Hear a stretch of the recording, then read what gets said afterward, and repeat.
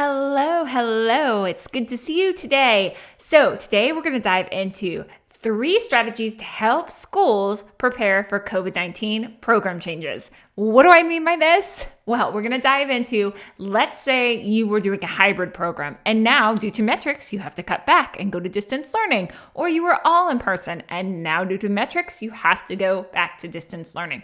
Those are the program shifts I'm talking about. Now, it can go either way. You could be coming in or out of a program shift, but I'm really going to focus on when you're going to be going to a program shift that may be detrimental to your value proposition. So that would be, like I discussed, in-person to distance learning, which is really hard to show that value proposition to parents. So who am I? Aubrey Bush with Easy School Marketing.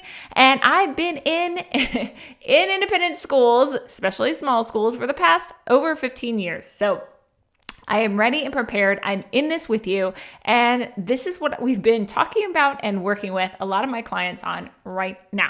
So let's talk about these 3 strategies. So number 1, communicate with your parents. Now you might be saying, I communicated with my parents.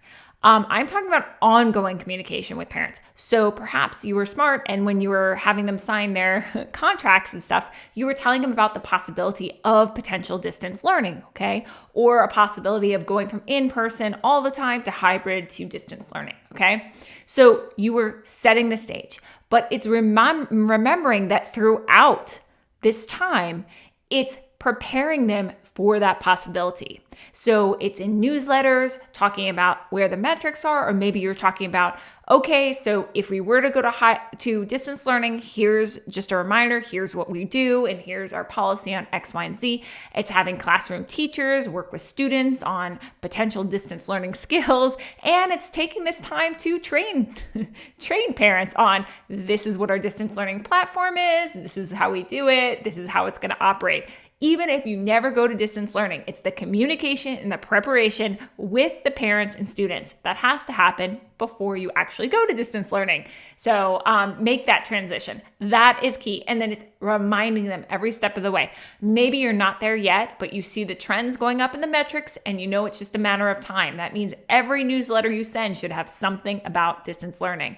You should be talking about it. Your teachers should be talking about it. Everyone should have it on the forefront of their minds. Even if you never go, you are prepared for that transition. Strategy number 2 is to recognize that even though we've prepared for this for a long time, even though we all probably went through this in spring 2020, it's recognizing that during your transition, whether it's to in-person to hybrid, in-person 5 days a week to hybrid to then to distance, every one of those transitions is going to have an adjustment period. You could have prepared,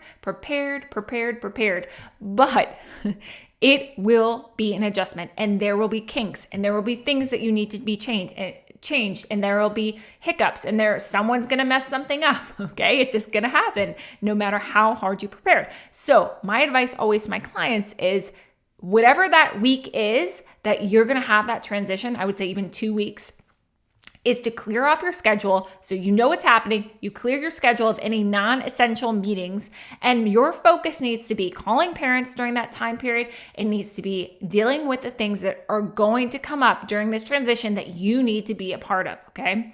So people who don't do this find that they're still dealing with all those things, yet they're dealing with it on top of all the things that they set in their schedule. So it's clearing your schedule. It's understanding that priority, the transition is the priority, because that's where you're going to have the most frustration for parents, staff, and everyone involved in the transition. Okay. And then after it settles down and irons into a flow, then go back to your normal schedule. It's a lot to ask for small school leaders, but trust me, it's well worth it to go ahead and do that. So that's number 2. Number 3, have a plan to deliver above and beyond.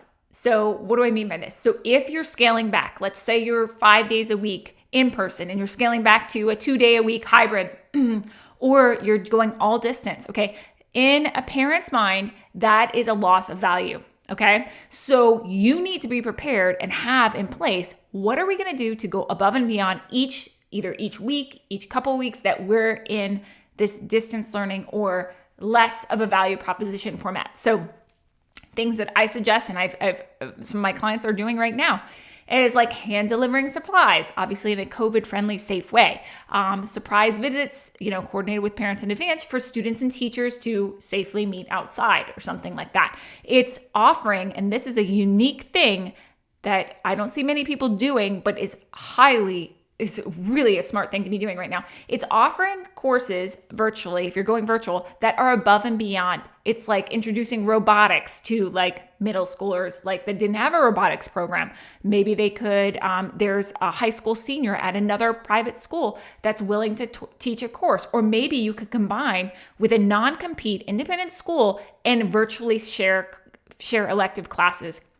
That's huge. I mean, think of the benefit. If you shared a course that you're doing like virtually, really, that would be amazing, with a school that has similar students, but you're not a non-compete. Think of the value added proposition for that for parents to add yet another option for their children. So it's really thinking above and beyond about how you can surprise and delight throughout this time period of decreased value proposition. So I hope this was helpful. I hope to see you. We have our next small school leaders power hour coming up. It's a free event, a meetup for all small school leaders. And we discuss important topics. Our last one was on admission strategies for events, and it was amazing. I highly recommend you join us. Again, I'm Aubrey with Easy School Marketing, and I look forward to hearing from you. Take care. Bye.